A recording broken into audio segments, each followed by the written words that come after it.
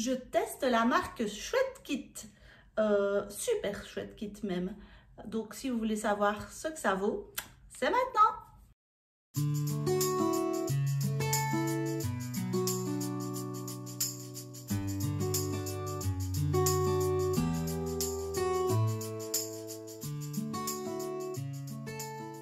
Bonjour à tous et bienvenue dans cette nouvelle vidéo. J'ai un petit accompagnant avec moi aujourd'hui, vous voyez notre petit chat qui aime bien d'être près de moi toujours. Donc voilà, aujourd'hui j'ai décidé de tester la marque Chouette Kit. Donc j'ai reçu ce colis. En fait, j'avais reçu pour ma Noël un super cadeau, c'était un bon d'achat pour commander chez Chouette Kit que je ne connaissais absolument pas. Vous me direz si vous connaissiez en commentaire, apparemment c'est hyper connu. Mais moi, je ne connaissais pas comme d'habitude, toujours la dernière au courant, mais c'est pas grave. Et donc, j'ai été voir sur le site et vous pouvez commander en fait sur ce site des kits de tricot, de crochet, de couture, etc., etc. Donc, en fait, il y a vraiment pour tous les goûts. Et vous commandez, vous avez le tissu, vous avez le patron, vous avez vous n'avez pas le fil, je l'ai pris à part. Et donc, voilà, vous choisissez le modèle que vous voulez et vous avez toutes les explications tout en un. Vous n'avez besoin de penser à rien, entre guillemets. Donc, voilà, je vais donc tester. Je n'ai pas encore ouvert le colis. On va l'ouvrir ensemble. Donc, là, je vais ouvrir. Super gai de découvrir quand on reçoit un colis. Donc, voilà. Et je vais sortir. Donc, voilà. Il y a une petite pochette à l'intérieur. Donc moi, vous voyez, je vous montre, j'ai commandé la robe Rosy velours Milleray vert forêt. On va envie d'une robe verte. Le vert est fort à la mode. Excusez-moi pour le bruit. J'ouvre la petite pochette qui est un... Voilà. Et voilà ce que j'ai reçu. Donc tout d'abord, une petite enveloppe avec, je suppose, les boutons à l'intérieur.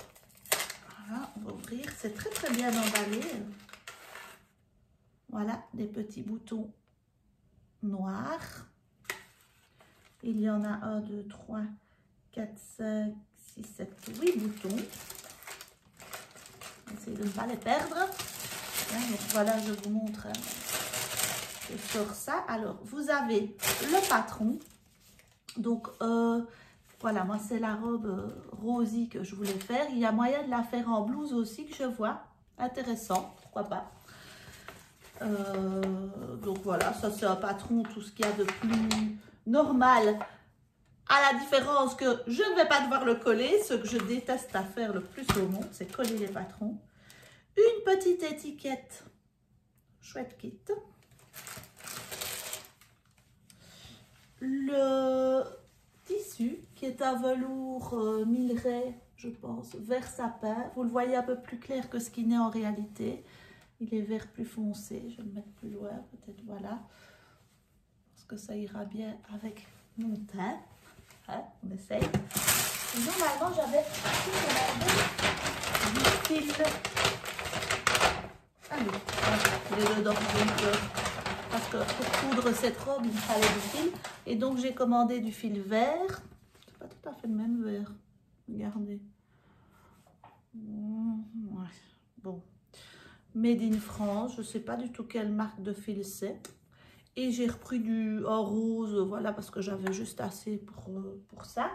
Il y a un petit papier à l'intérieur. Voilà, il y a le détail de ce que j'ai commandé et une petite carte. Voilà.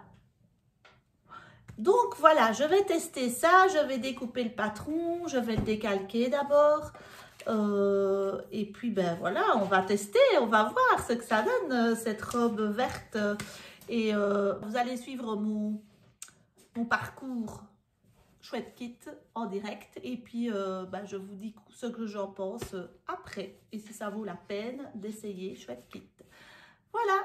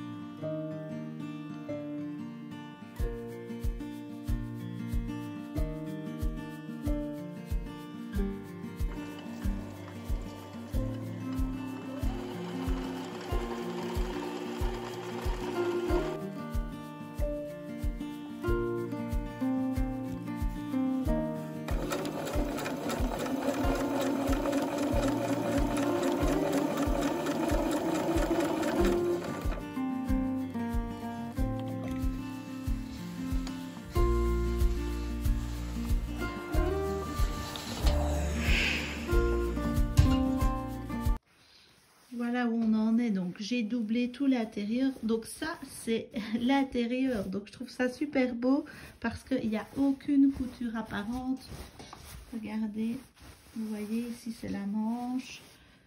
Voilà, il y a juste ici, mais je vais faire un petit point zigzag.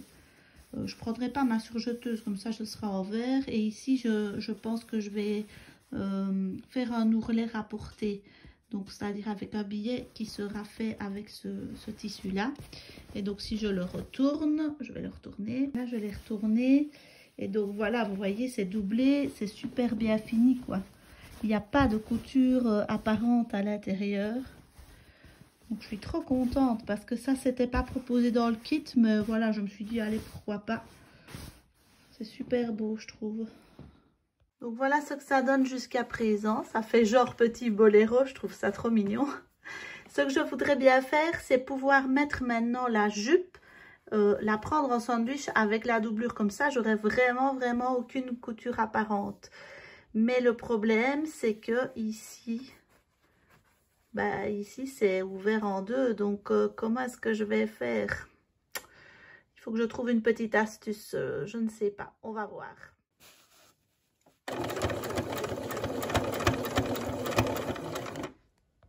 Voilà, je n'ai donc pas trouvé de solution par rapport à la jupe.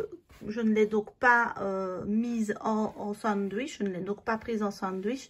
Mais par contre, je vais gancer les coutures à l'intérieur, comme ça on ne le verra pas. Et alors ici, j'ai pas encore mis les boutons, mais je pense qu'ils disent qu'on peut l'enfiler comme ça, mais c'est chaud quand même. Moi, j'ai fait une taille 40, peut-être que j'aurais dû faire 42. J'étais en 2 tailles comme d'habitude. Mais autrement, voilà, ça donne ça, c'est super beau. On voit, regardez la doublure. Personne ne la verra, bien sûr, il n'y a que moi, mais je trouve ça trop beau, j'adore.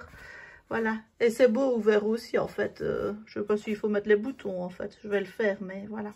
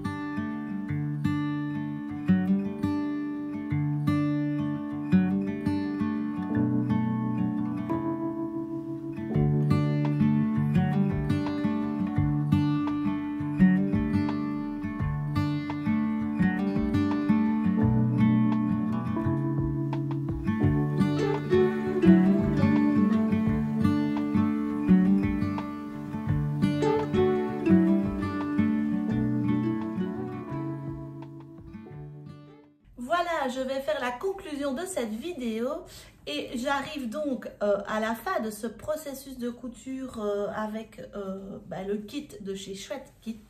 Donc voilà, je vous montre la robe en vrai. Alors voilà, j'ai mis la petite étiquette Chouette Kit, vous voyez. Et alors, je suis vraiment, mais vraiment hyper fière des finitions. Je vais vous montrer. Regardez, je la retourne pour ça. Ça vaut la peine. Je crois que j'ai jamais fait des aussi belles finitions. Donc ce n'est pas proposé par le kit. Ça, normalement, c'est une parmenture. Mais voilà, moi, j'ai doublé tout le haut de la robe. Je vais mettre le cintre ici. Tout le haut de la robe avec ce merveilleux tissu encore de Bernadette. Bernadette, si tu passes par là, tu vois que j'utilise encore tes tissus. Donc voilà, j'ai fait un ourlet rapporté aux manches, mais aussi sur le bas. Voilà, comme ça vous pouvez voir.